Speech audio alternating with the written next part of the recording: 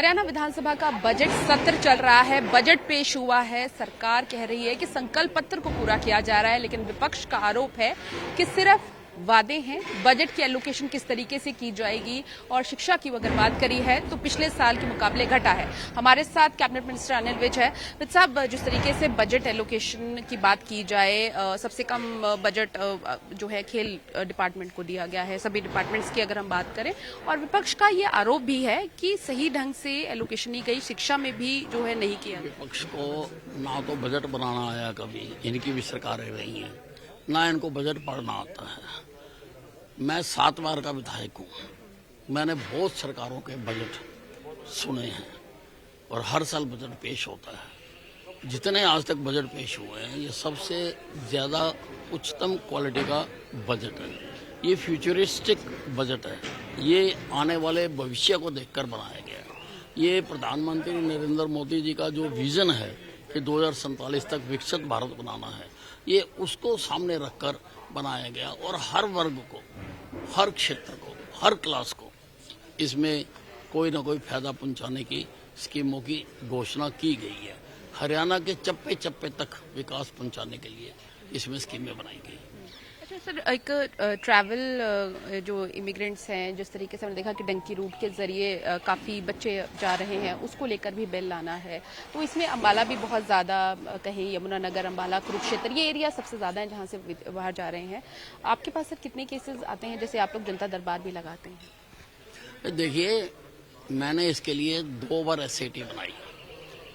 एक बार मैंने आरती अरोड़ा के अध्यक्षता में SAT बनाई, तो लगभग 600 लोगों को उस वक्त जेल में डाला गया। फिर मैंने IG अम्बाला की अध्यक्षता में कमेटी बनाई, उस वक्त भी 700 लोगों को जेल में डाला गया। और ये बिल का मसौदा जो पिछले सेशन में किसी कारणों से नहीं आ सका था, ये मसौदा भी मैंने तैयार किया था।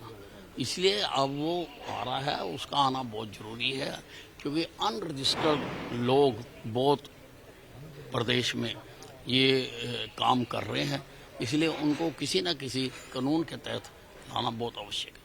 एक सर, हिमाचल में जिस तरीके से जो वहाँ पे श्रद्धालु जा रहे हैं और उनकी बाइक्स के ऊपर जो झंडे लगे हैं और भिंडरावाला के झंडे, उसको लेकर विवाद हुआ है। अब पंजाब में हिमाचल रोडवेज की बसेस को रोककर उन पर पोस्टर्स चिपकाए जा रहे हैं भिंडरावाला के। देखिए, अब ये कुछ लोग हैं जो देश की शांति को भंग करना चाहते हैं और वो लगातार इधर जाओ उधर से करते रहते हैं। लेकिन आम आदमी अब इसके पक्ष में नहीं है।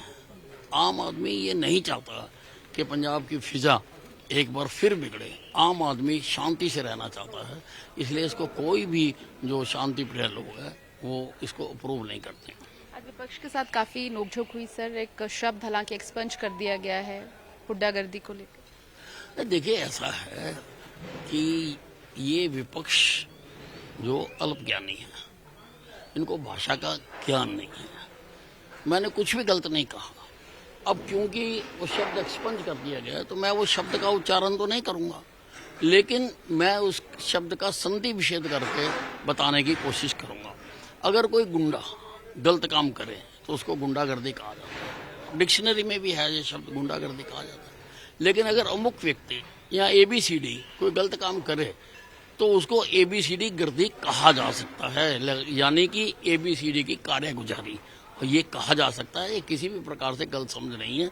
लेकिन मेरे विपक्ष के साथी, जैसा मैंने कहा, कि अल्पज्ञानी है, उनको भाषा का बिल्कुल भी ज्ञान नहीं है, इसलिए अपने अज्ञानतावश वो उन्होंने हंगामा किया और उठ के भागे। ठीक है, बहुत बहुत शुक्रिया सर। तो ये थे हमारे साथ कैबिनेट मिनिस्टर अनिल विज, जिन्होंने कहा कि विपक्ष को जो है किसी भी तरीके से कहिए कि ज्ञान नहीं है, इस वजह से बिना बात के विवाद जो है वो किया जा रहा है। कैमरा पर्सन गुरविंदर के साथ पूजा वर्मा, डेली पोस्ट, पंजाब, हरियाणा, हिमाचल।